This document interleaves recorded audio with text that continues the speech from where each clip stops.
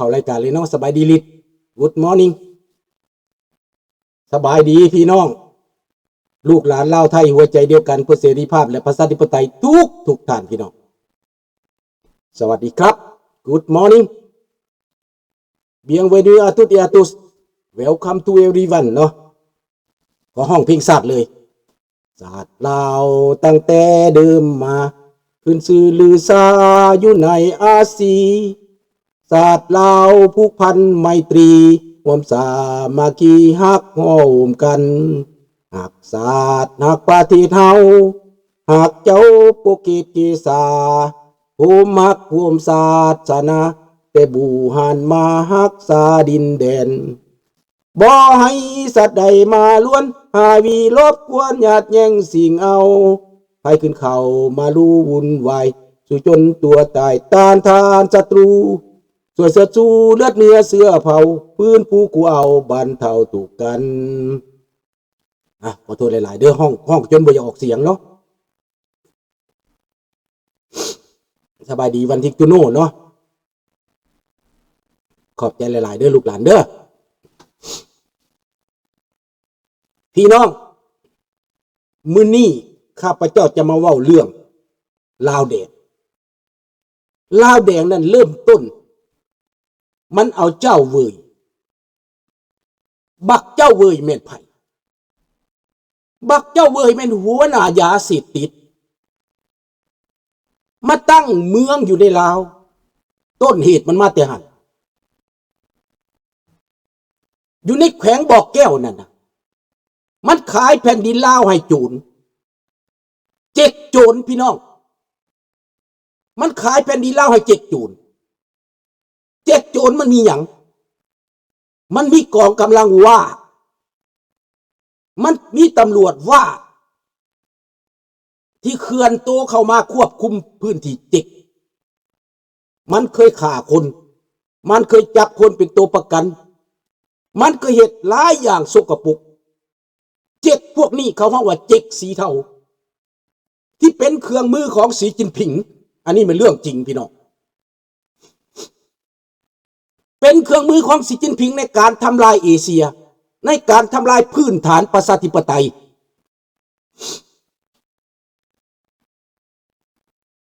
นี่แหละพี่น้องมันในการทำลายพื้นฐานประชาธิปไตยบ่ให้เอเชียเป็นประชาธิปไตยได้มันจะแทรกแซงเข้าประเทศลาวแทรกแซงเข้าประเทศไทยแทรกแซงเข้าเขมรให้เหินห่างจากสหรัฐอเมริกาเกียรติชังอเมริกาเกียรติชังยุโรปอันนี้เป็นแผนการของจีนแผนการแบ่งแยกเพื่อครอบคลุมดึงเวียดนามไว้บ่ให้ไปอยู่ใต้อเมริกาจะเฮ็ดศึกในเอเชียแม่นจีนทั้งนั้นความแตกแยกอันนี้บางคนนักการเมืองลาวในลาวเด้อว่าลาวเฮานี่มันโง่เขานำบ่ได้โง่ว่าซั่นเด้นักการเมืองในลาวได้เพราะว่าเขามีอำนาจว่าซั่นเด้มันบ่แม่นจังซั่นเด้อพี่น้องเด้อคนที่เอาอำนาจไปมอบให้พวกจิกพวกแก้วพวกนี้นะพวกนั้นโง่พี่น้องถ้าเฮาผู้บ่ยอมอยู่ใต้อำนาจนั้นแม่นบ่โง่ถึงจะเสียแผ่นดินก็ตามบ่ได้โง่เห็นบ่เป็นคนที่ฮู้จักอ่านไกลเห็นไกลมองการไกลให้พวกมันใส่กรรมไปประชาชนที่หลงทางก็ใส่กรรมไปตอนนี้ฮู้จักแล้วว่าคุณค่าของความเป็นประชาธิปไตยมันเป็นแนวไหนมันเป็นแนวไหนเจ้าลงเฟซได้โลดหลานลุงก็เสียวลงอยู่เนาะดังนั้นแหละพี่น้องมันสำคัญที่สุดพวกโจรพวกนี้มันเป็นเครื่องมือให้สีจิ้นผิงมันเป็นเครื่องมือให้พวกฮานอยมันทำลายคนลาวผู้ใดฉลาดคนฉลาดมันบ่มีอาวุธมันบ่มีอำนาจเจ้าสิเอาหยังมันก็จำเป็นต้องหนีไปต่างประเทศแล้วมาสู่แม่นบ่น้องจันทวีหนีไปปักหลักแล้วมาสู่สบายดีน้องธนพรนี่อันนี้คือความจริงแต่ว่าเพื่อคนสิเข้าใจต้องออกเหือเทแห้งต้องทุ่มเทอย่างนักต้องเว้าทั้งเว้นทั้งคืนเพื่อให้เข้าใจในปัจจุบันนี้ สภาพการของบ่อแก้วบ่อแตนที่สร้างคาสิโนที่สร้างตึกใหญ่ๆนั่นน่ะแม่นการทำลายชาติพี่น้องแม่นเจ๊กทั้งเจ๊กรัฐบาลเจ๊กทั้งสีเทาทำลายประเทศลาวนี่แหละมันเป็นแบบนี้พี่น้องแล้วในตอนนั้นมันบ่ไปบ่มาโลกเขาจับตาบักเจ้าเวยนั่นโลกเขาจับตามันเป็นพ่อค้ายาเสพติดบัญชีดำของโลกพี่น้องอเมริกาใส่บัญชีดำแต่ลาวไปสู้บักเจ้าเวยไว้เป็นเจ้าชีวิตฆ่าเจ้าชีวิตแล้วมาตั้งเจ้าชีวิตเจ็กขึ้นรู้จักแล้วบอกรัฐบาลลาวบ่มีผลไปแตะมันเพราะมันเป็นของจีนรัฐบาลจีนอุ้มไว้รัฐบาลจีนสนับสนุน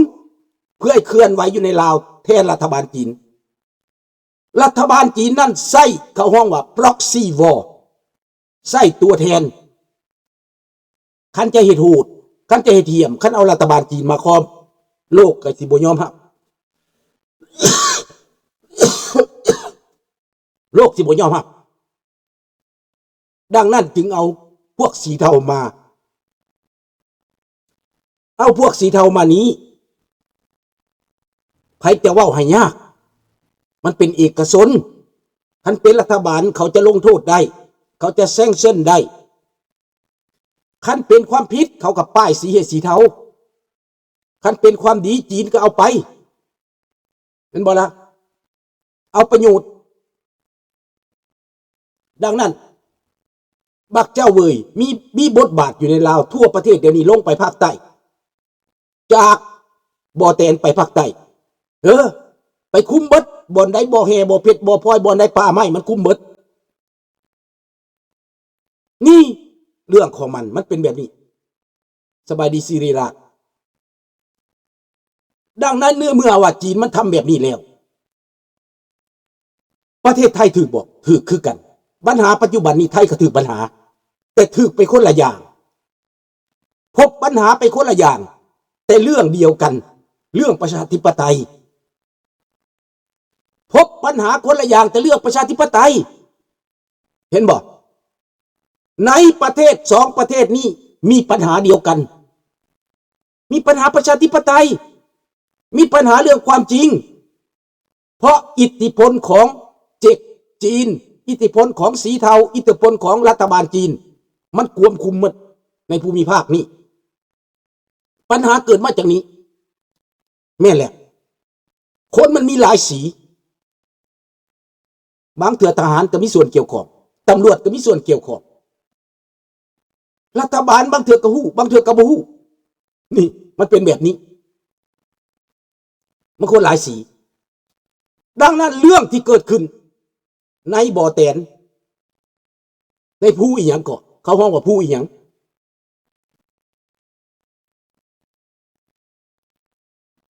ในเมื่อมันเป็นแบบนี้พี่น้องลาวแดงบ่มีเงินลาวแดงคนหิวโหยคนอยากได้รถอยากได้เฮือนอยากได้เงินมาอวดอ้างว่าตัวเองร่ำรวยตัวเองเจริญเขาฮ้องว่าอยากเจริญกระโดดข้ามอยากเจริญกระโดดข้ามก็เลยได้เฮือนได้รถไปดาวมาเพื่อจะได้ใส่หนี้ใส่สินเฮ็ดเท่าไหร่ต้องแล่นเขาไปหายาบ้าผู้พามนขอบใจหลายๆดีบีดีแล่นเขาไปหายาบ้าแล่นแทงไปฆ่ายาเสพติดแล่นเขาไปพัวพันกับสีเทาทหารไปพัวพันกับสีเทาตำรวจไปพัวพันกับสีเทาเจ้าแขวงเจ้าเมืองไปพัวพันกับสีเทาประโยชน์ไปพัวพันกับประโยชน์สบายดีสมฤทธิ์ในเมื่อมีประโยชน์แล้วก็อวดอ้างว่าตัวเองร่ำรวยเงินมาจากค่ายาเสพติดจ่ายพุ่มเพื่ออย่างบ่อั้นพวกลาวนอกเมื่อยามกระจายให้เบิ่งผู้ใดมีหน้าที่จ่ายเงินนี่อวดอ้างว่าร่ำรวยเห็นบ่เมืองลาวเขาร่ำรวยได้เฮือนเขาหลังบักใหญ่ได้รถเขาหรูได้เขาจ่ายสดได้บ่ได้อ้างเหตุผลว่าได้มาจากไส ค้าขายหยังบ่ได้เกี่ยวพี่น้องอยู่ต่างประเทศก็อ่อนซ้อนน้ำน้องน้ำหนุ่มตัวเองได้ร่ำรวยมาคุยโม่ให้ข้าพเจ้าฟังพี่น้องธุรกิจอีหยังบ่สนที่มันสีเทาสีหยังก็บ่สนสิขายศาสตร์ก็บ่สนว่าแต่เขาได้ก็อวดใส่กันแต่ว่าอีกบ่นานผลกระทบทางการสีเทาทางการนั้นมันจะปรากฏ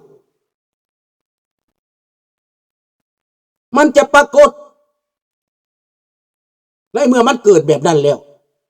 เขาจะเห็นอะไรเพื่อป้ายสีออกไปเดี๋ยว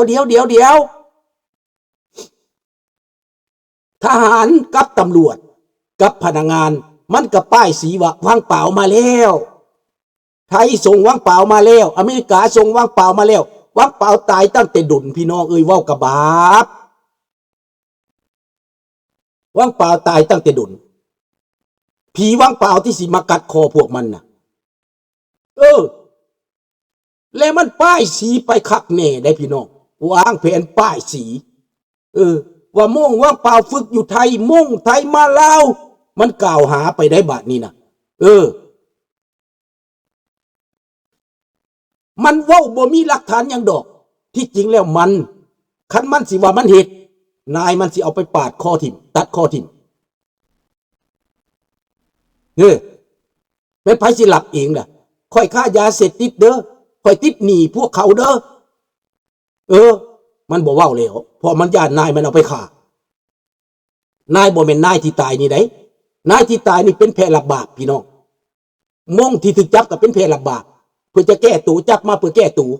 นายใหญ่เจ้าแขวงเจ้าเมืองนายใหญ่ในพลในพันผู้บัญชาการของประเทศลาวพุ่นรัฐมนตรีพูดเห็ดน่ะมันติดหนี้เขาพี่น้องเอายาเสพติดมาขายแล้วบ่ใส่หนี้บักเจ้าเวยเจ้าพ่อมันต่อรองให้ใส่หนี้มันบ่ใส่บ่ได้จีนก็ต่อรองให้ใส่หนี้บ่ใส่บ่มีเงินเฮ็ดหน้าด้านติดหนี้แล้วบ่หน้าด้านเขาทวงหนี้คนทวงหนี้มันเมื่อยทวงแล้วไปเฮ็ดจังได๋เมื่อยทวงแล้วมันก็เข้าไปปิดล้อมเจรจากันตั้งหลายวันเจรจาก็บ่มีเงินมันบ่มีเงินในคลังมันสิเอาเงินรัฐบาลมายืมมาก็บ่มีมันบ่สามารถเอามาใช้ได้พี่น้องรัฐบาลมีเงินก็ใช้บ่ได้เพราะเงินเขามาให้เบ็ดอื่นสุดท้ายบ่ยอมใช้พวกยาเสพติดนั้นเจ้าพ่อยาเสพติดนั้นมีว่าแดงแน่นอนว่าแดงเคยมาตั้งทหารอยู่ในเขต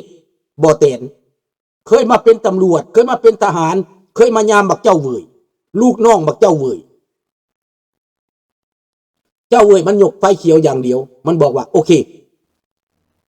จัดการซะคนพวกนี้นะยึดประเทศลาวซะกูสิเป็นนายเองเจ้าเวยสิเป็นนายเองบักเจ้าเวยว่ามึงยึดเลยประเทศลาวนี่นะเจ้าเวยสิเป็นนายเองไดพี่น้องแต่ว่าทหารลาวนี่มันกล่าวหาใส่ประเทศไทยกล่าวหาใส่ในพ้นวังเปล่าตายไปตั้งแต่ดุนกล่าวหาใส่พวกลาวนอกว่าปฏิการมันว่าปฏิการอยู่ใส่ปฏิการแปลว่าอย่างคนบ่ดีมันว่าผู้ใดก็เป็นคนบ่ดีเบิดผู้ใดก็เป็นปฏิการเบิดมันไผเป็นปฏิการมันนั่นแหละเป็นปฏิการโจรทวงหนี้โจรในเมื่อบ่ได้พวกทหารว่าแดงเขามีหลายเขาอาจจะมีม่งท้องถิ่นรวมมือเขาจะมีลูกน้องเขาอาจจะมีลูกน้องในท้องถิ่นรวมมือเขาอาจจะมีทหารท้องถิ่นที่หลับเงินหลับคำจากเขาจัดการกับกองทัพยึดฐานทัพตัดเส้นทางเดี๋ยวนี้เส้นทางไปบ่ได้แล้วรัฐบาลลาวตัวฆ่ามนุษย์แม่นบ่วังซีฆ่ามนุษย์อย่างนักหน่วงเอาเด็กน้อยไปฆ่าไปขายนักหน่วงแม่นบ่อันนั้นวังซีเว้าถูกเด้อ ขอบใจท่านวังสี